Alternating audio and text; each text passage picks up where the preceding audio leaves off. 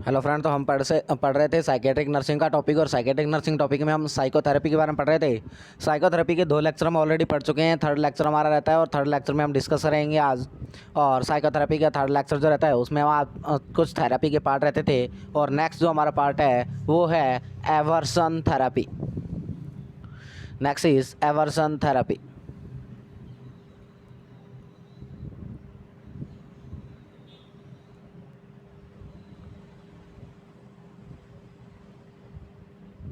Aversion therapy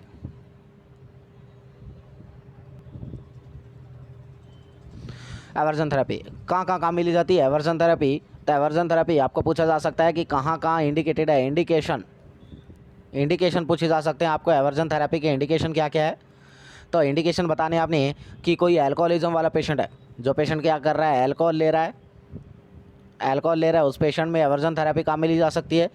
या जैसे कोई बच्चा जो क्या कर रहा है, थम सकिंग कर रहा है, थम सकिंग कर रहे हैं, नेल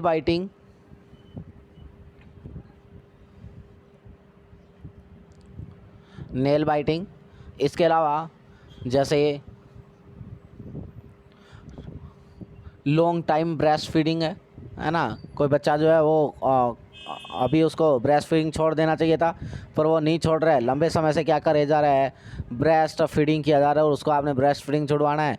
तो एवर्जन थेरेपी को काम में लेके हम ये सारे काम कर सकते हैं। नेल बाइटिंग को कर रहा है, एल्कोहलिज्म वाला पेशेंट है, थम सकिंग वाला है, नेल बाइटिंग है, लॉन्ग टाइम ब्रेस्ट फीडिंग है।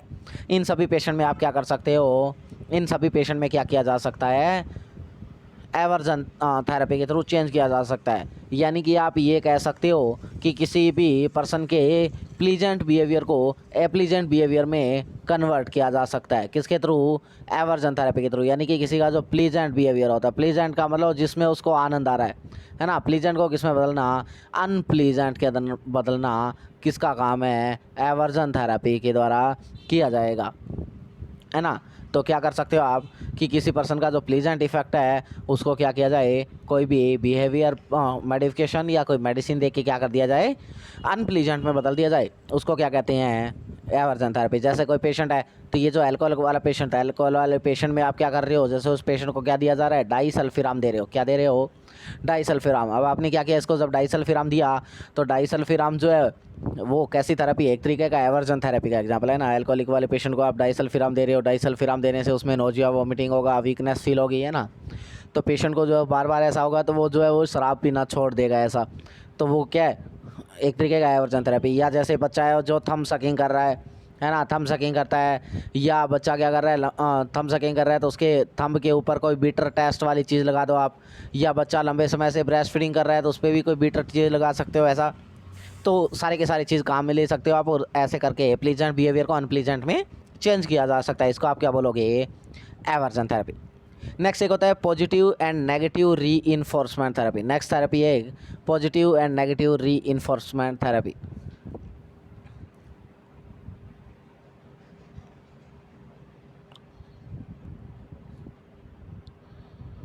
नेक्स्ट है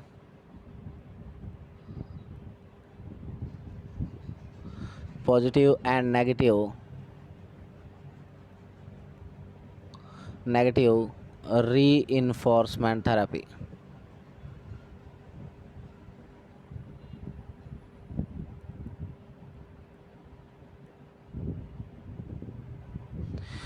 री इन्फोर्समेंट थेरेपी इसमें क्या होता है, तो इसमें कुछ लर्निंग थ्योरीज काम में लेते हैं हम, है ना। कुछ क्या करेंगे, कुछ लर्निंग थ्योरी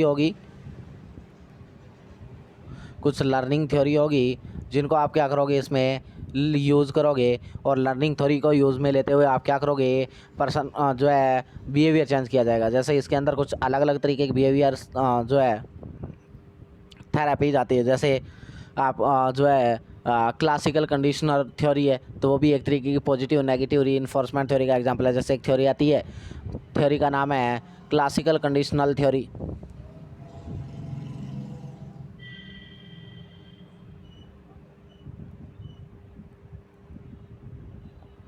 एक होती है क्लासिकल कंडीशनल थ्योरी। इसमें क्या करते हैं, तो ये थ्योरी दिया गया था, इवान पावलो नाम के एक भाई साहब हुए थे। कौन हुए थे, इवान पावलो नाम के एक साइंटिस्ट हुए जिन्होंने ये थ्योरी दी थी, इवान पावलो।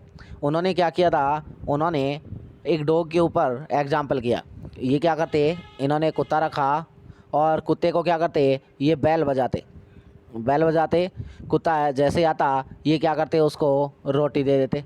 फिर क्या करते, ये फिर बैल बजाते, कुत्ता आता उसको रोटी दे देते। ऐसे करते करते इन्होंने क्या किया, एक दिन काफ़ी टाइम ऐसा चलता रहा और इन्होंने एक दिन क्या किया, बैल बजाया और कुत्ते को रोटी दी नहीं, और उससे उसका क्या हो गया, सैलाइवेशन हो गया।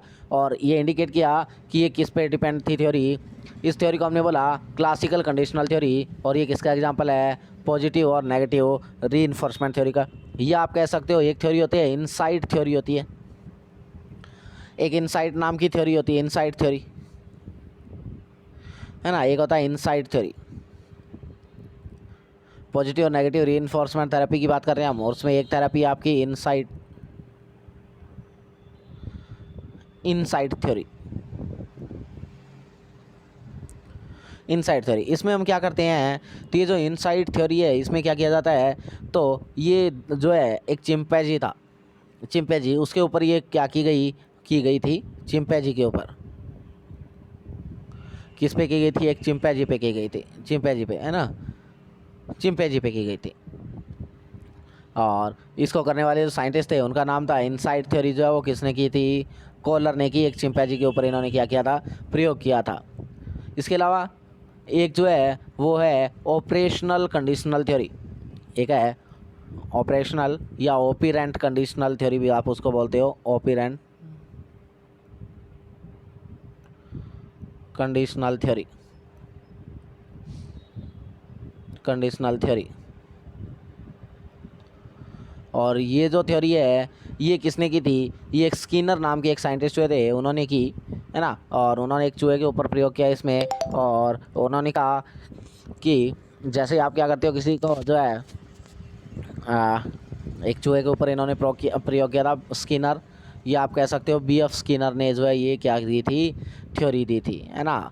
इसके अंदर इन्होंने कुछ टास्क बताए थे इस थ्योरी के कुछ टास्क बताए इन्होंने, और वो टास्क क्या थे, तो इन्होंने कहा कि अगर कोई भी पर्सन है उसको या तो क्या करो आप, जो है अगर अच्छा काम कर रहा है तो उसको क्या कर दो, प्राइज़ दे दो, और अगर कोई गलत काम कर रहा है तो उसको क्या कर दो, पनिशमेंट दे दो। और इसी बेस पर क्या है, इसको हमने negative and positive reinforcement theory बोला। यानी एक बच्चा है जिसके अंदर कोई गलत आदत है ना, और उसको आप क्या कर रहे हो, कोई गलत आदत है तो उसको आप क्या करें, कुछ आदत छुड़ानी है। जैसे वो बहुत ज़्यादा चॉकलेट खाता है तो उसको आप बहुत ज़्यादा इतनी मात्रा में चॉकलेट खिला दो कि वो जो है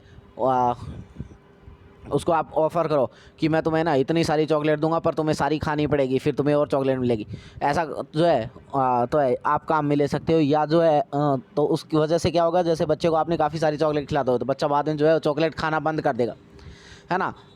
या जो है आप बच्चे को जो है मतलब पॉजिटिव और उसको कोई भी लालच दे सकते हो किसी काम के लिए, उसको आदत सुधारना है तो आप उसको बोलोगे कि तुम अगर ऐसा काम करोगे तो मैं तुम्हें ऐसा दूंगा, है ना। तो इस तरीके से आप पॉजिटिव और नेगेटिव रीइंफोर्समेंट थ्योरी के आधार पे जो है उसकी बिहेवियर को क्या किया जा सकता है, बदला जा सकता है। नेक्स्ट है एक होती है individual psychotherapy. Next one is individual psychotherapy.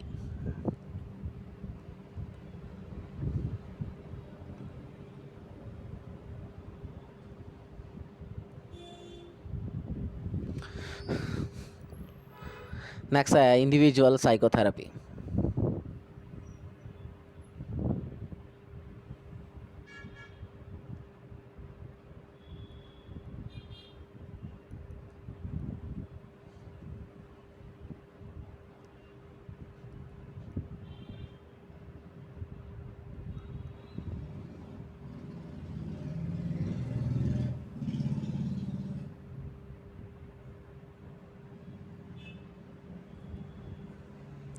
Individual psychotherapy इसमें क्या होता है, तो इंडिविजुअल साइकोथेरेपी क्या होती है, पर्टिकुलर इंडिविजुअल पर्सन को प्रोवाइड की जाएगी। इसमें क्या होगा, इंडिविजुअल नाम से पता चल रहा है इंडिविजुअल यानी कि एक सिंगल पर्सन होगा, है ना। क्या होगा, एक सिंगल पर्सन होगा एक सिंगल टाइम में, है ना। एक टाइम में एक ही पर्सन होगा, वन से टाइम ए सिंगल पर्सन। एक सिंगल पर्सन को आप क्या करेंगे, एक टाइम में जो है क्या किया जाएगा, थेरेपी दी जाएगा। और जो है इसका टाइम ड्यूरेशन जो होता है, इस थेरेपी का जो ड्यूरेशन होता है, ड्यूरेशन अगर आपको पूछे कि इंडिविजुअल थेरेपी का ड्यूरेशन कितना होता है, तो ड्यूरेशन जो रहता है वो 45 मिनट टू 1 आवर्स का इसका क्या रहता है, ड्यूरेशन रहता है। काफ़ी सारी टाइप्स की रहती है थेरेपी, टाइप रहते हैं इसके आगे से आगे, और वो टाइप क्या है, तो टाइप जैसे कि एक है psycho analysis theory,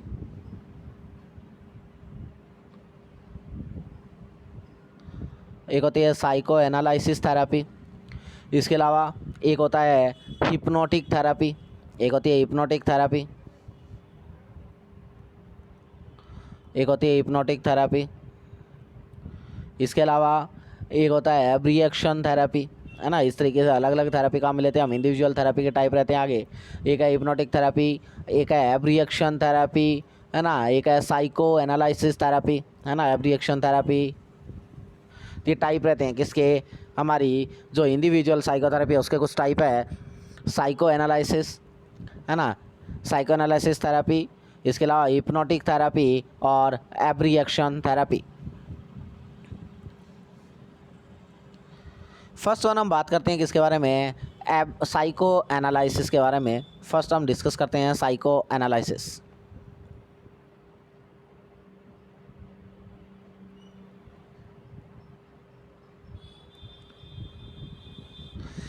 psycho analysis, सबसे पहले अगर बात करें कि साइको एनालिसिस किसने फाउंड आउट किया, तो इसको जो फाइंड आउट किया था, है ना, फाइंड आउट भाई किसने फाइंड आउट किया, तो सिगमंड फ्रूड। सिगमंड फ्रूड नाम से एक साइंटिस्ट हुए थे, उन्होंने क्या किया, इसकी खोज की सबसे पहले सिगमंड फ्रूड। क्या बताया उन्होंने, तो उन्होंने साइको एनालिसिस थ्योरी में बताया कि इसका पर्पस क्या था, तो क्या करना, जो इमोशंस है या एक्सपीरियंस है उसको क्या करना, रिप्रेस करना, है ना। इन्होंने किस पे काम किया, इमोशन और एक्सपीरियंस, किस पे, तो इनके पर्पस क्या थे, पर्पस इस थ्योरी के, साइको एनालिसिस थ्योरी के पर्पस क्या थे, तो इसके पर्पस थे कि क्या करना, रिलीफ करना, क्या कराना, रिलीफ करवाना, किससे,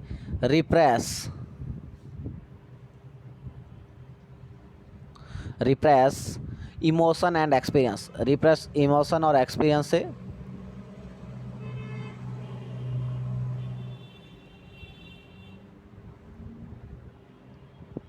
इमोशन और एक्सपीरियंस। इसके अलावा अनकॉन्शियस थॉट और मोटिवेशन लाना, है ना, कॉन्शियस लेवल पे, और उनको जो है कॉन्शियस बनाना, है ना, क्या करना। इसके अलावा जो अनकॉन्शियस थॉट है, इसके अलावा और क्या पर्पस था, तो जो अनकॉन्शियस थॉट है,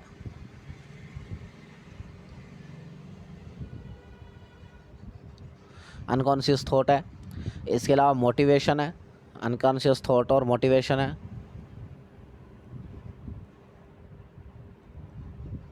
कॉन्शियस थॉट और मोटिवेशन है, उनको क्या करना, कॉन्शियस लेवल पे लेके आना, है ना, ब्रिंग एट कॉन्शियस लेवल, उनको क्या करना, कॉन्शियस लेवल पे लेके आना, उनको क्या करना, कॉन्शियस लेवल पे लेके आना। इसके अलावा फ्रूड ने कुछ स्टेप काम में लिए, क्या किए, फ्रूड ने कुछ स्टेप काम में लिए, किसके लिए, इन स्टेप को अचीव करने के लिए साइको एनालिसिस में, है ना। इसके अंदर क्या किया, फ्रूड ने कुछ स्टेप्स काम में लिए,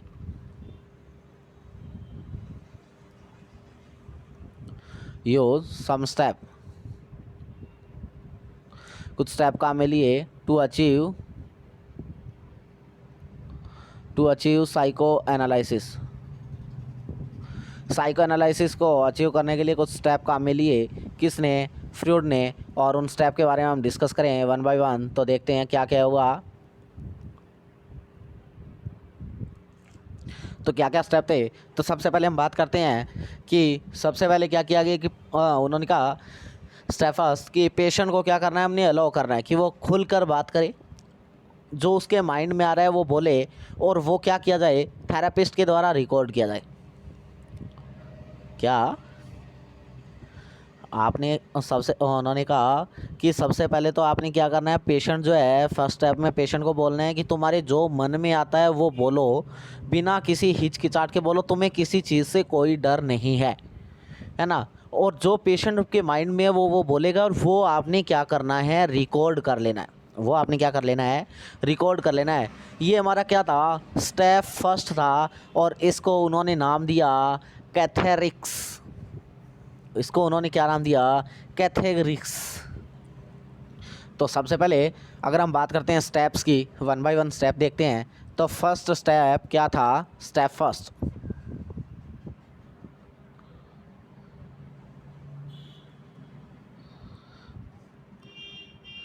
स्टेप फर्स्ट। और स्टेप फर्स्ट क्या था, स्टेप फर्स्ट था कि पेशेंट को क्या करो, अलाउ करो,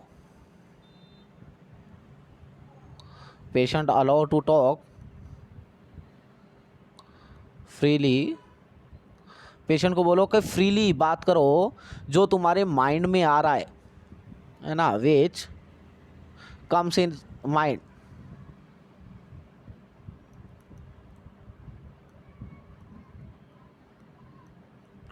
जो तुम्हारे मन में आ रहा है वो मुझे खुल के बताओ।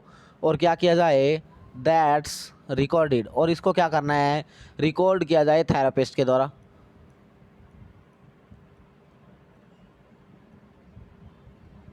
That is recorded by therapist. और ये थेरापिस्ट के द्वारा क्या किया जाए, रिकॉर्ड किया जाए। इस स्टेप को नाम दिया गया कैथेग्रिक्स। इसको क्या बोला गया, इस स्टेप का नाम रखा गया कैथेग्रिक्स।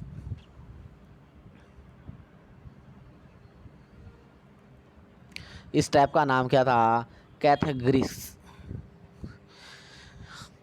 वैसे अगर जनरल अगर बात करें कैथेग्रिक्स क्या होता है, अगर आपको कोई पूछ भी ले कि कैथोग्रिक्स को ये क्या होता है या इसको किस नाम से जाना जाता है, होता क्या है, तो आप कह सकते हो कि ये एक रॉयल रोड होता है कॉन्शियसनेस का।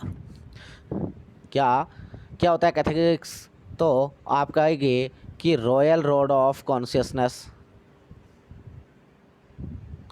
Royal road of consciousness, royal road of consciousness.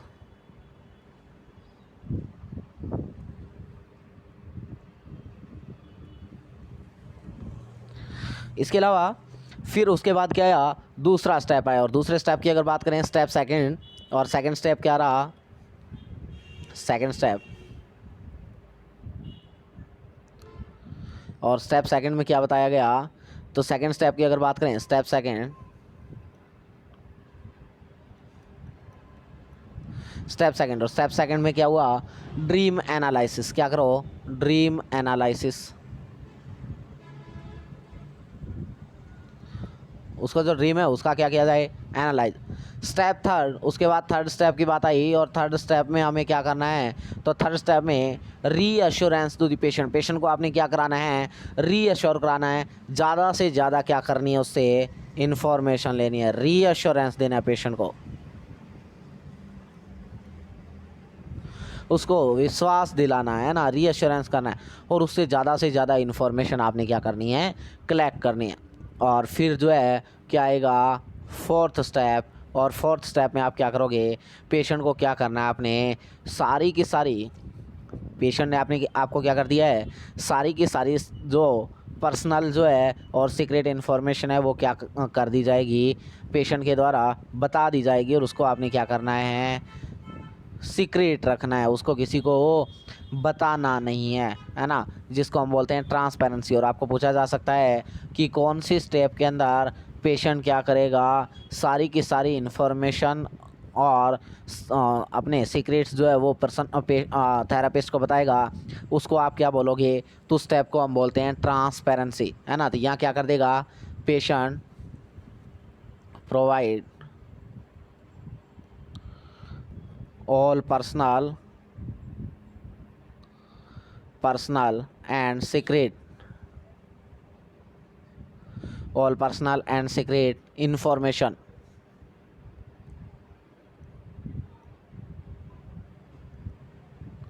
to the therapist। क्या कर देगा, थेरापिस्ट को सारी की सारी इन्फॉर्मेशन बता देगा। और इसको हम क्या बोलेंगे, ट्रांसपेरेंसी। और ये एग्ज़ाम में पूछा जाने वाला क्वेश्चन रहा है काफ़ी बार कि ट्रांसपेरेंसी स्टेज कौन सी है। तो जहाँ क्या कर देगा, फोर्थ स्टेप में पेशेंट सारा का सारा जो है इन्फॉर्मेशन और अपनी सीक्रेट जो है अपने सारी पर्सनल चीज़ें जो है वो क्या कर देगा, थेरेपिस्ट को बता देगा, और उसे हम क्या कहेंगे, उसे हमने क्या कहना है, ट्रांसपेरेंसी। उसके बाद जो है, उसके बाद 5th स्टेप में क्या करना है, उस कलेक्टेड डाटा का क्या करना है, आपने एनालिसिस करना है और उस डाटा को क्या करना है, इंटरप्रेट करना है। क्या करना है, नेक्स्ट हम बात करें स्टेप 5th, और 5th स्टेप में हम क्या करेंगे,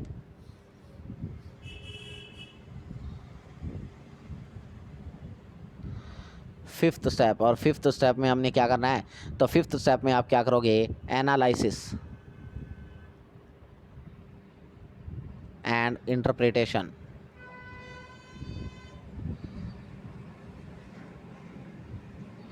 क्या करना है, analysis and interpretation of collected data. जो डाटा हमने क्या किया है, कलेक्ट किया, उसको क्या करें, इंटरप्रेट करें, एनालाइज करें। और नेक्स्ट फिर क्या है, 6th स्टेप, और स्टेप 6 में आपने क्या करना है, प्रोसीजर को क्या करने हैं, टर्मिनेट कर देना है। क्या कर देना है, टर्मिनेट कर देना है, टर्मिनेशन ऑफ प्रोसीजर। प्रोसीजर का क्या हो जाएगा यहाँ पे, टर्मिनेशन हो जाएगा। टर्मिनेशन का क्या हो जाएगा, प्रोसीजर हो जाए, हाँ सॉरी, प्रोसीजर को क्या कर देना आपने, टर्मिनेट कर देना है। ये हमारा इंडिविजुअल थेरेपी का पहला टाइप था, psychoanalysis. Second one is hypnotics, है ना, सेकंड थेरेपी हमारी हिप्नोटिक्स।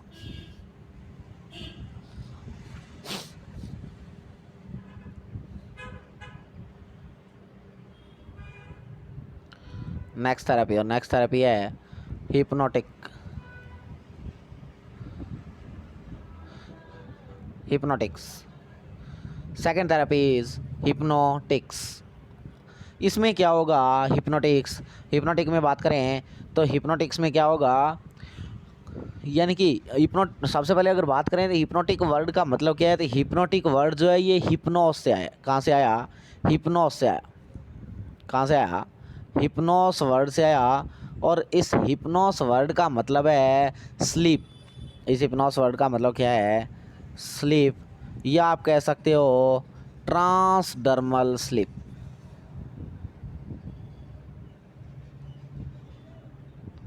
या आप कह सकते हो ट्रांसडर्मल स्लीप। कहाँ काम में लेते हैं, इंडिकेटेड कहाँ है, हिप्नोटिक प्रोसेस जो है ये कहाँ इंडिकेटेड है। अगर आपको क्वेश्चन पूछ लिया जाए तो आपने 1 नंबर पे बताना है कि हिस्टीरिया वाला जो पेशेंट होता है उसमें इसको क्या करना है, काम में लेना होता है। जो पेशेंट हिस्टीरिया से सफ़र कर रहा होता है उसमें आप क्या करेंगे, इन जो है हिप्नोटिक प्रोसीजर काम में लेंगे। और हिप्नोसिस जो है वो किसने फाइंड आउट किया था, ये भी आपको पूछा जा सकता है। तो हिप्नोसिस जो है या हिप्नोटिक जो है वो फाउंड आउट किया गया था, ब्रैड नाम के साइंटिस्ट थे, है ना। हिप्नोसिस जो है वो किसने फाइंड आउट किया, फाउंड बाई किसके द्वारा फाउंड किया गया, तो ब्रैड नाम का एक साइंटिस्ट हुए थे, ब्रैड, उन्होंने इसको क्या किया, फाउंड किया, है ना। किसके लिए, हिप्नोसिस जो है ये काय को काम में लिया जाता है, तो यूज़ करते हैं किसके लिए, यूज़ किया जाता है फॉर अटेंशन। किसके लिए, यानी कि यूज़ करते हैं किसके लिए, अटेंशन फॉर इंफॉर्मेशन, यानी कि पेशेंट अपनी जो है इंफॉर्मेशन देने के लिए उसके ऊपर क्या करे, अटेंशन करे, अटेंशन फॉर गेन इंफॉर्मेशन। उसके लिए हम क्या करते हैं, इसको इंफॉर्मेशन को गेन करने के लिए, पता करने के लिए, बढ़ाने के लिए अपनी, और उस पर अटेंशन करने के लिए हिप्नोसिस को क्या करते हैं, काम में लेते हैं। अब बात आती है कि प्रोसीजर क्या रहता है, कैसे कैसे कैसे आप हिप्नोसिस प्रोसीजर को काम मिलोगे, प्रोसीजर क्या है, कैसे आप हिप्नोस जो है वो काम मिलोगे, क्या इसका प्रोसीजर रहता है, उसके ऊपर हम डिस्कस करेंगे। What is the procedure of hypnosis. Hypnosis का प्रोसीजर क्या है, तो सबसे पहले आपने क्या करना है, पेशेंट को रिलैक्स करवाना है। सबसे पहले आप क्या करें, रिलैक्सेशन दे किसको, पेशेंट को, relaxation to the patient.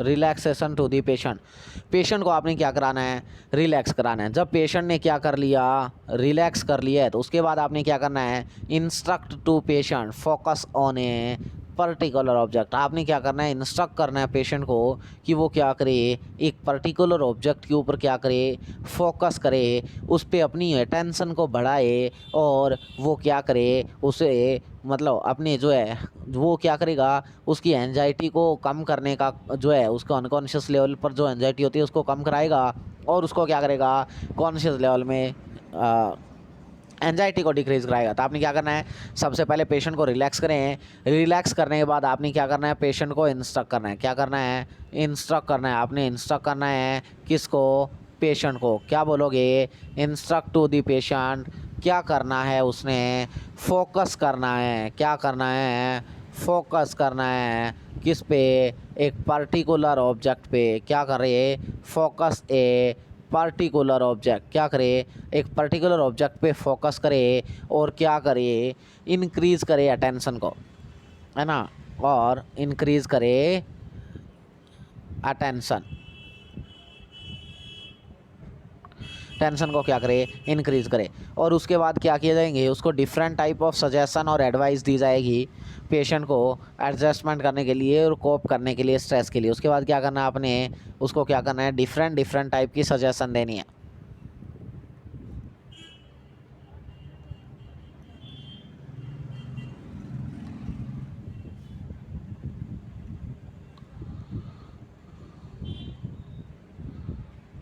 Different type की सजेशन देंगे उसको और एडवाइस देंगे।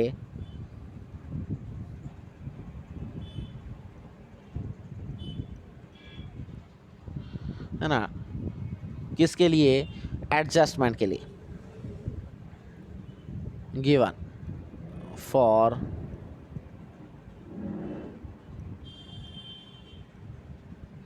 Adjustment and coping. किसके साथ, तो उसको क्या है, स्ट्रेस रहता है, उस स्ट्रेस के साथ में कोप करने, एडजस्ट करने के लिए उसको क्या किया जाएगा, उसको डिफरेंट डिफरेंट टाइप के सजेशन दिए जाएंगे, उसको एडवाइस किया जाएगा। और जब क्या हो जाएगा, पेशेंट को आपने ये सारा काम कर लोगे, उसके बाद आपने क्या कर देना है, प्रोसीजर को टर्मिनेट कर देना है। प्रोसीजर का क्या हो जाएगा, टर्मिनेशन करना है। टर्मिनेशन करना है किसको, प्रोसीजर को। और उसके साथ साथ आप क्या करोगे, क्लैपिंग करोगे। उसके साथ साथ पेशेंट को क्या करना है, आपके लिए आपने क्लैपिंग के साथ आपने क्या कर देना है, प्रोसीजर को क्लैप कर टर्मिनेट कर देना है। आप क्लैपिंग करते हुए प्रोसीजर को क्या कर देंगे, टर्मिनेट कर देंगे। आप बोलेंगे पेशेंट को कि वाह, गुड गुड गुड। आपने उसको क्या करना है, उसकी तारीफ़ करनी है। पेशेंट के लिए क्या करना है, क्लैपिंग करनी है, ताकि उसका क्या हो, हौसला बढ़ा हुआ रहे, पेशेंट नर्वसनेस फील ना करे। नेक्स्ट तीसरा जो हमारा थेरेपी है वो है एब रिएक्शन थेरेपी। थर्ड इज एब रिएक्शन थेरेपी।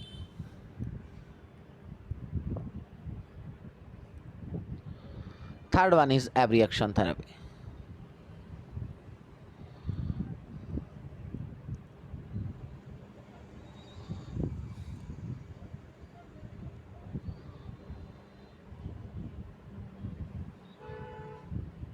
एब रिएक्शन थेरेपी, और एब रिएक्शन थेरेपी जो है कहाँ कहाँ में लेते हैं, तो इसके अंदर क्या करते हैं हम, पेशेंट को क्या करना है, ड्रग्स का यूज़ करते हुए उसको क्या करना है, उसकी जो unconscious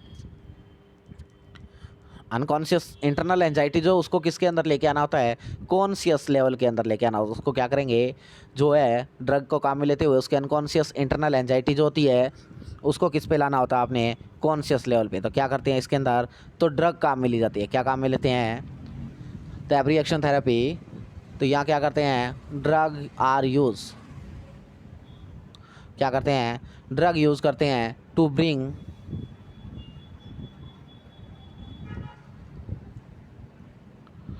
out the unconscious internal agent.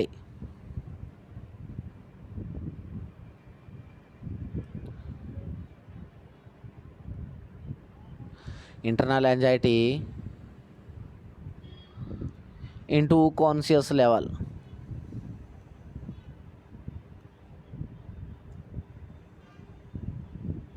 Into conscious level, है ना। तो कॉन्शियस लेवल पे लाने के लिए आप क्या करते हो, ड्रग को काम में लेते हो। और उस ड्रग का नाम क्या है, तो उस ड्रग का नाम होता है थियोपेंटोन सोडियम। उस ड्रग का नाम क्या है, थियोपेंटोन सोडियम।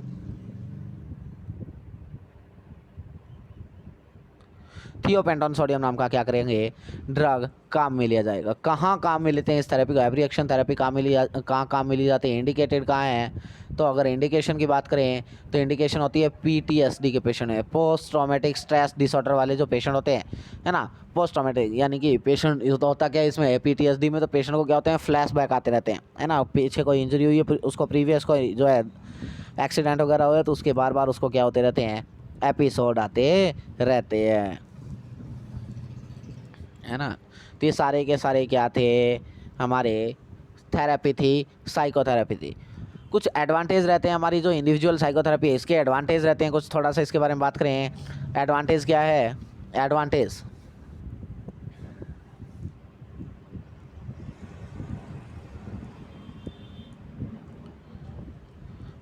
की अगर बात की जाए,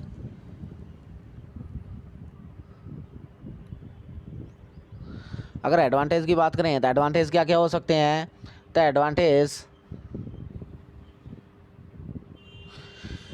जैसे कि हमने कहा था इंडिविजुअल थेरेपी, अकेला अकेला पर्सन को काम में लेते हैं हम, तो थेरापिस्ट इसका सबसे बड़ा एडवांटेज तो यही है कि थेरापिस्ट अकेले पर्सन पे जो है क्या कर सकता है, फोकस कर सकता है। तो थेरापिस्ट क्या कर सकता है, फोकस कर सकता है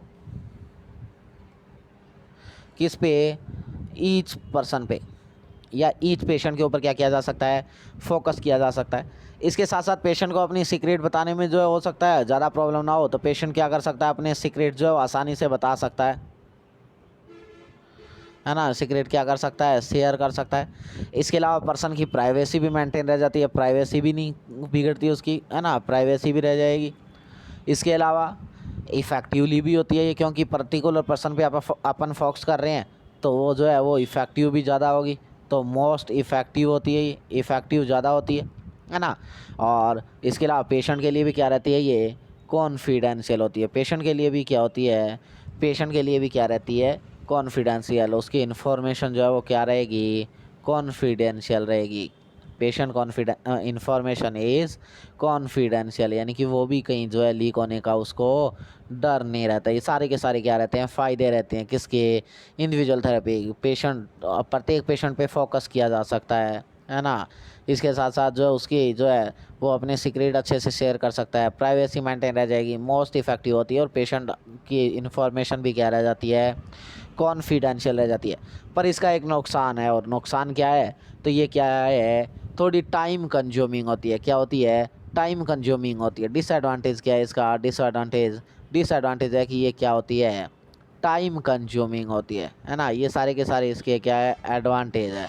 ये सारे के सारे एडवांटेज है। ये एक डिसएडवांटेज है कि ये क्या होती है, टाइम कंज्यूमिंग होती है, टाइम बहुत ज़्यादा कंज्यूम करती है ये, इसलिए जो है थोड़ा इसका क्या है, नुकसान है। तो ये सारी की सारी हमारी साइकोथेरेपी थी। 3 पार्ट्स में हमने साइकोथेरेपी को क्लियर किया, और साइकोथेरेपी हम पढ़ चुके हैं। नेक्स्ट लेक्चर में हम जल्दी नया एक वीडियो लेके आएंगे, और नए वीडियो के अंदर हम जो है डिटेल के अंदर डिस्कस करेंगे, और किसके बारे में, तो हम पढ़ेंगे organic mental disorder. Organic mental disorder के बारे में हम डिस्कस करेंगे, organic mental disorder, organic mental disorder.